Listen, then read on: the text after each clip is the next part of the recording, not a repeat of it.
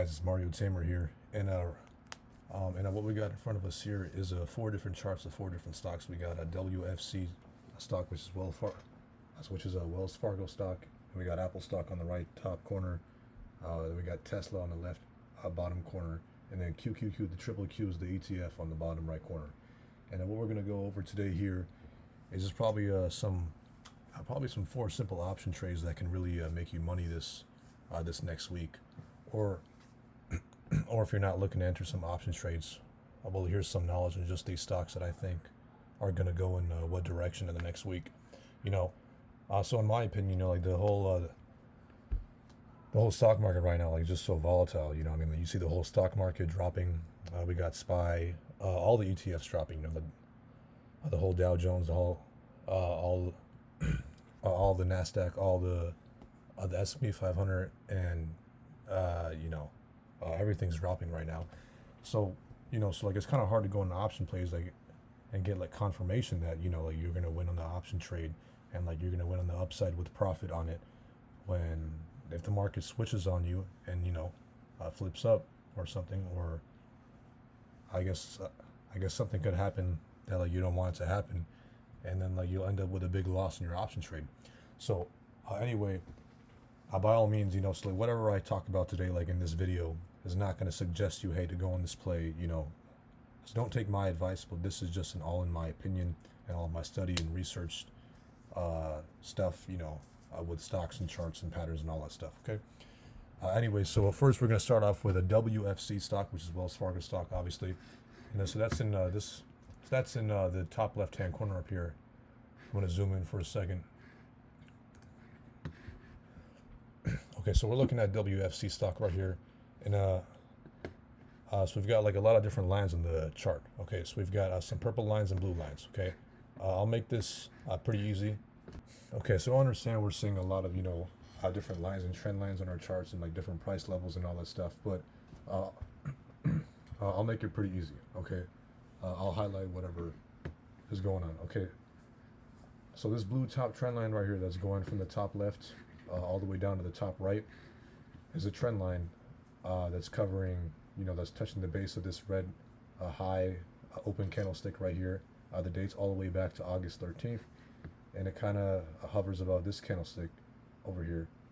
It's actually supposed to be hovering over. Let me fix that candlestick right here. Let me fix the trend line right here.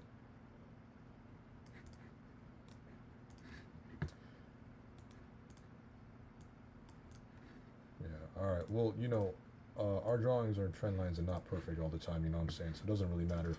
But anyway, well, it does matter, but like just not right now, but like it matters in trading. Obviously, we know that. Okay.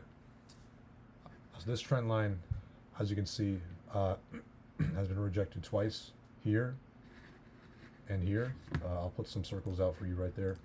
So this trend line has been rejected twice. So we got the first one on August 13th and the second one on, what is that? That's August 30th.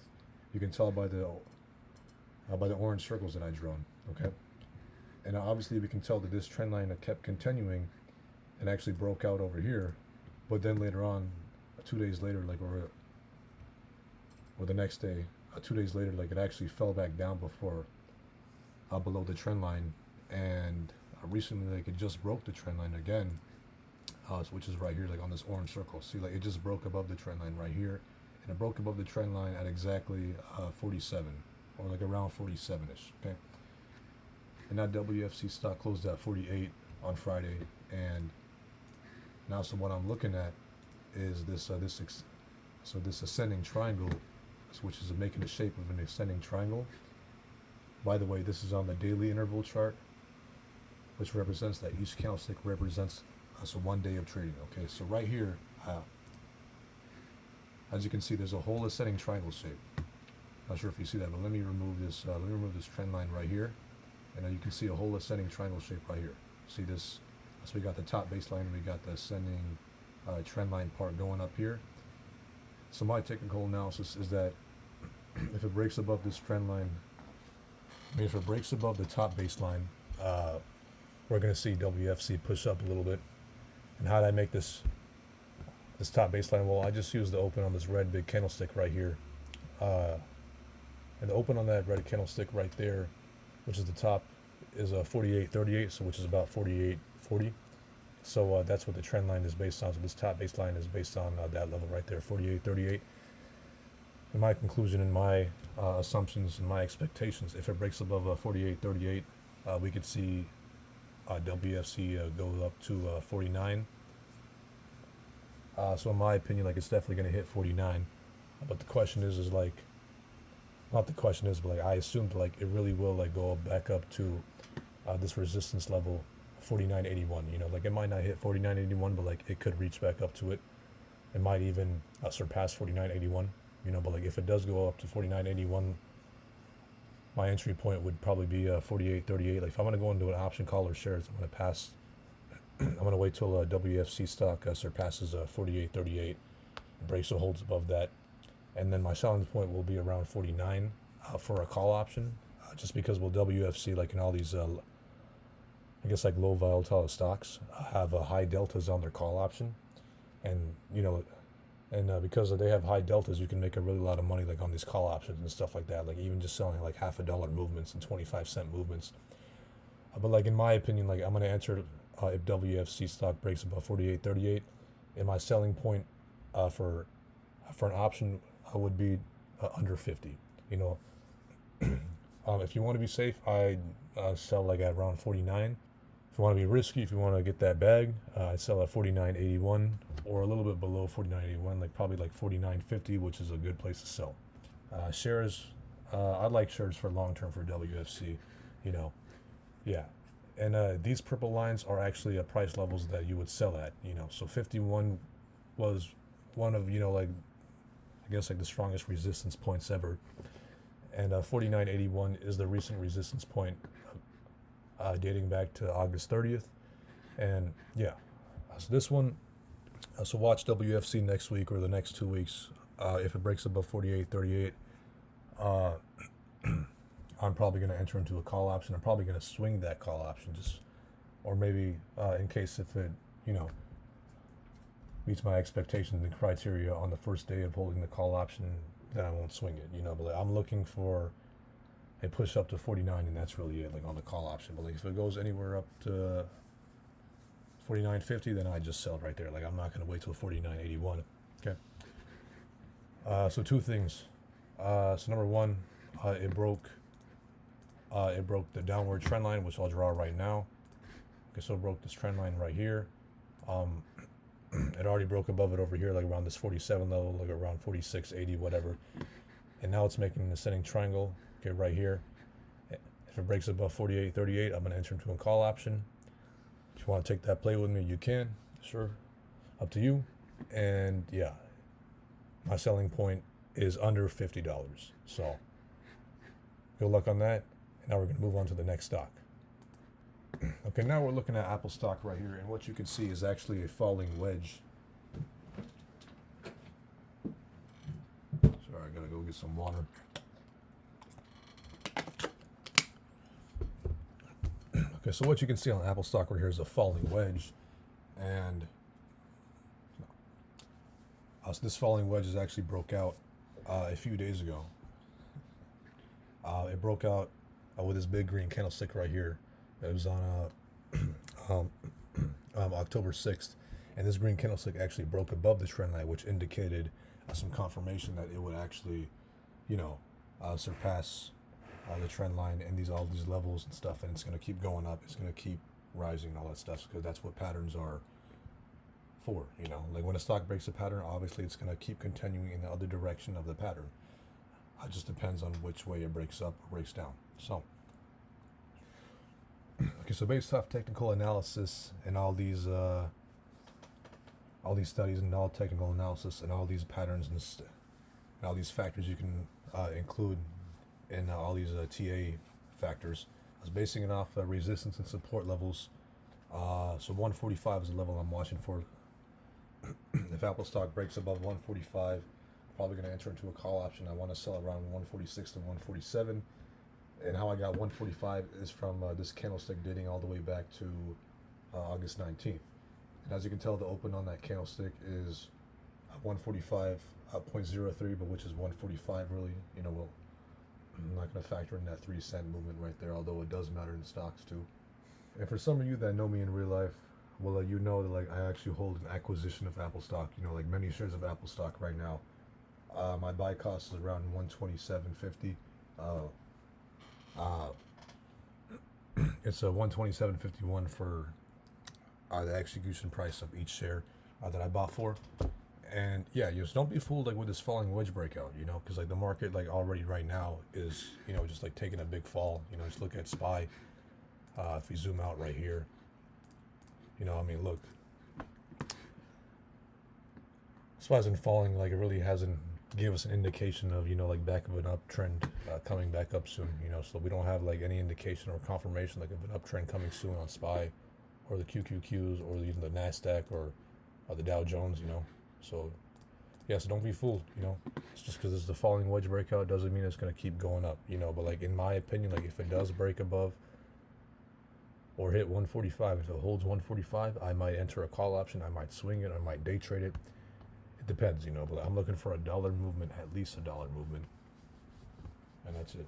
Yeah, but anyway, if I was to go into this call option on Apple stock, I'd probably pick a strike price of 145 and have it 2 weeks out, probably for not next Friday, probably for like 2 weeks ahead, so just in advance, give it 2 weeks, because all the Greeks on, like stocks like Apple have bad Greeks, like bad theta and all that stuff, theta will kick in on Apple stock and all these other stocks, but like WFC stock, like theta, it's almost like non-existent on that, but like the delta is super high, but Apple stock doesn't really have a high delta, it has a high theta, which is not good. But anyway, I'm done with Apple stock, so let's look at the other stocks right now. Okay, so we're going to look at Tesla stock. Tesla stock's a really big stock. Obviously, I'm pretty sure like everyone in the world has heard of Tesla stock and the company Tesla and Elon Musk and all that stuff. And what you can see here is the pattern shape of an ascending triangle.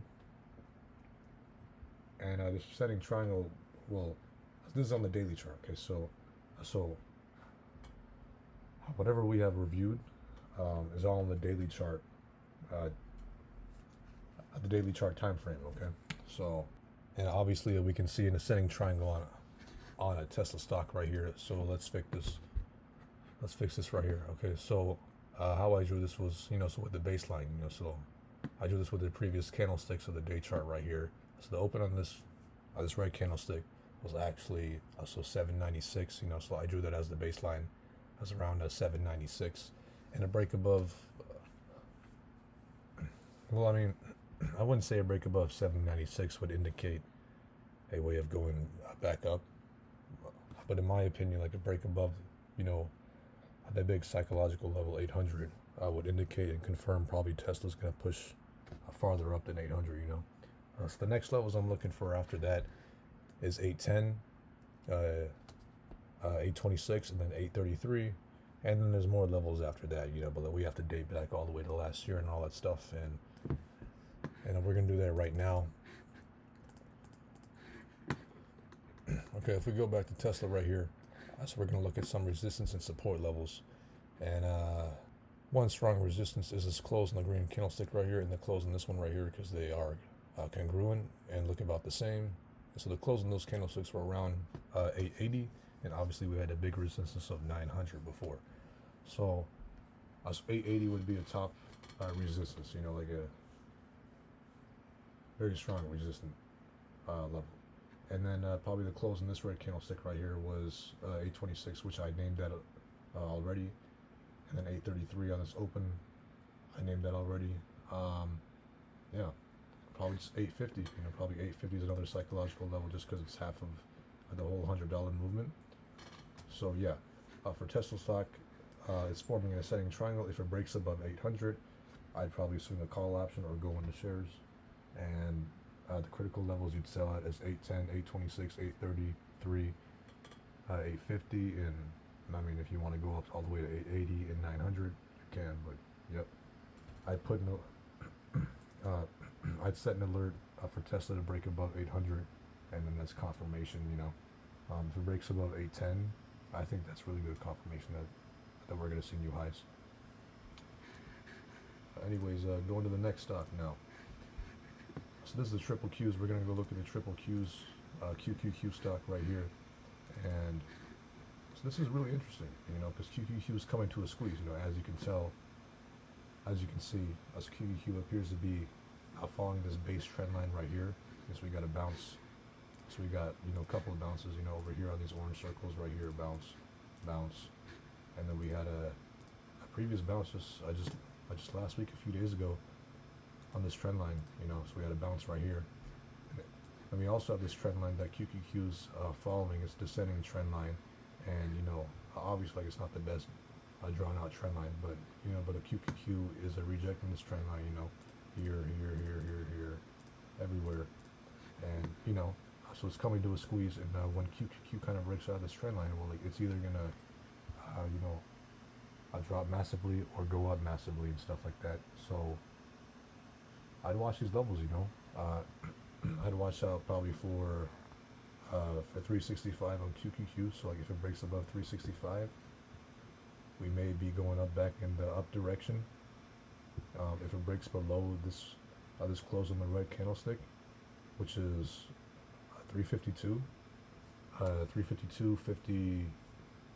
62, then I watch out for that. You know, so just watch out like for QQQ, so breaking above or below this trend line, you know, because it's been following this trend line for a while. Like it could either,